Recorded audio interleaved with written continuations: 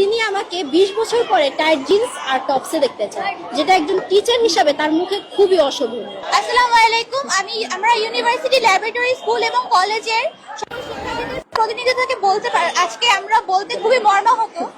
আমরা শিক্ষার্থীবৃন্দরা অত্যন্ত দুঃখ ও উদ্বেগ ও মানসিক কষ্টের সঙ্গে জানাচ্ছি যে আমাদের শিক্ষা প্রতিষ্ঠানের শিক্ষক বরুণ কুমার সাহা দীর্ঘদিন ধরে আমাদের কলেজের শিক্ষার্থীদের, বিশেষ করে ছাত্রীদের প্রতি অভূষণ, অপমানজনক ও মানসিকভাবে হয়রানিমূলক আচরণ করছেন। যে অভিযোগগুলো আছে সেগুলো আমি বলতে চাই সবার পক্ষ থেকে। অভিযোগ 1, উক্ত শিক্ষক আমাদের একাদশ শ্রেণীর একজন পর্দাশীল ছাত্রীকে উদ্দেশ্য করে অশোভন ও ব্যক্তিগত মন্তব্য করেন।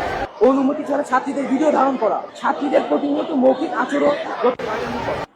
শিক্ষক বরুণ কুমার সাহা প্রায় আমাদের কলেজের ছাত্রীদের সঙ্গে এমনভাবে কথা বলেন এবং এমন আচরণ করেন যা তাদের জন্য অস্বস্তিকর, অপমানজনক ও মানসিক চাপের কারণ হয়ে দাঁড়ায়। তার বিভিন্ন মন্তব্য, ইঙ্গিতপূর্ণ কথাবার্তা, দৃষ্টিভঙ্গি ও আচরণের কারণে অনেক ছাত্রী ক্লাসে স্বাভাবিকভাবে অংশগ্রহণ করতে ভয়, সংকোচ ও অস্বস্তি অনুভব করে। 4, ইতিপূর্বক বরুণ কুমার সাহা ছাত্রীদের শরীরে বিভিন্ন জায়গায় স্পর্শ করার মতো জঘন্য অপরাধ করেও প্রভাবশালীদের, আমি আবারও বলছি, প্রভাবশালীদের যার ফলে তার কখনো বিচার হয়নি।